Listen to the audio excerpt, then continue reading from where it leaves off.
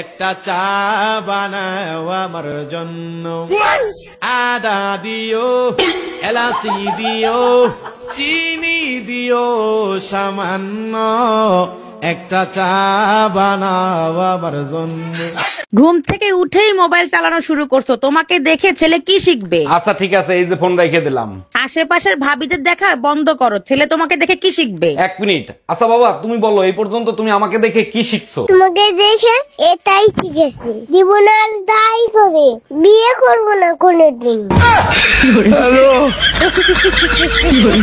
বেডা মানুষ মানে অসাধারণ, অমায়িক, তাগো মনটা আকাশের থেকেও বিশাল। কারণ তাগো এক মনে থাকে ঘরের বউ, পাশের বাসার ভাবি, চাস্তো বোন, খালাতো বোন, মানে মনটারে পুরো একটা লেডিস হোস্টেল বানায় বসায় রাখে।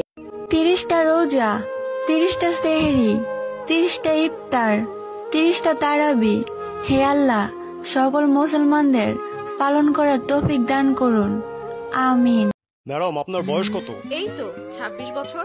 শুনুন ম্যাডাম, আপনার বয়স অনুযায়ী কিন্তু আপনাকে এই অজ্ঞান করার ওষুধটা দিতে হবে, না হলে কিন্তু ম্যাডাম অপারেশনের মাঝখানে অনেক বড় গড়বড় হয়ে যেতে পারে। আচ্ছা ঠিক আছে, 32 বছর লেখেন। ম্যাডাম, আর একটু চিন্তা করে বলুন, না হলে কিন্তু অপারেশনের মাঝখানে জ্ঞান ফিরে আসলে অনেক বড় ঝামেলা হতে পারে। তাহলে 38 বছর।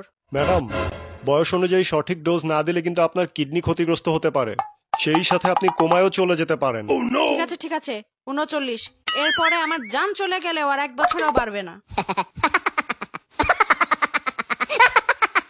তুমি কোন পর্যন্ত লেখাপড়া শিখছো কত দেই? আমি আমার বাংলাদেশে পড়া শেষ না হলে পরে আমরা কাগজপত্র এরকম বাইর করলাম কিভাবে?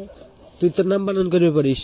তোর নাম বানান কর। আমার নাম বলো Bangladesh inter district Sheikh Rahima director Kader Molla সালের সুদার টাইম নাই।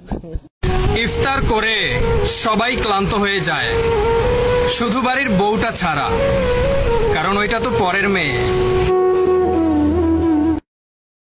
বৌমা, তোমার বাপেরে কইছিলা?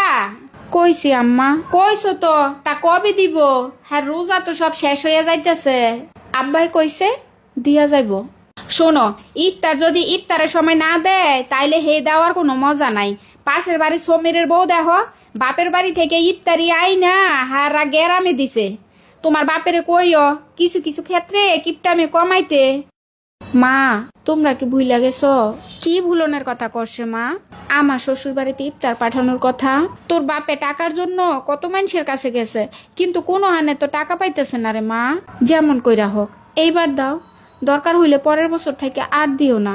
রোজা তো চইলে যাইতেছে, যা করার একটু তাড়াতাড়ি করো মা। আচ্ছা ঠিক আছে মা, তোর বাপেরে কমুনে। কেন যে মাইয়া হইলাম, আজকে যদি পোলা হইতাম তাইলে তো এই বুড়া বয়সে বাপেরে মাইয়া শ্বশুর বাড়ি ইফতারি দেওয়ার জন্য টাকার লেগে মানুষের দুয়ারে দুয়ারে। তুই ননস, তোর বিয়ে হয়ে গেছে, তুই হায়ের ঘর সামলাইবি। তুই ননদ, তোর হাঙ্গা হয়ে যাইব, তুই 2 দিন পরে হায়ের বাইর যাইবি, ওই প্রস্তুতি নিবি। তুই কি লেগে বাপের বাড়িতে রাজনীতি করবি? কারণ কি? কারণ আমার শিয়াইতে আইসস? হ্যাঁ, হায়ের ভাত না খায়া বাপের বাড়ি পড়ে থাউনের দান্দা, বাইর বউরে বাইর থেকে বাইর কইরা নিজের জামাইরে ঘর জামাই আননের দান্দা। কারণ আমার শিয়াইস না, ঠিক আছে?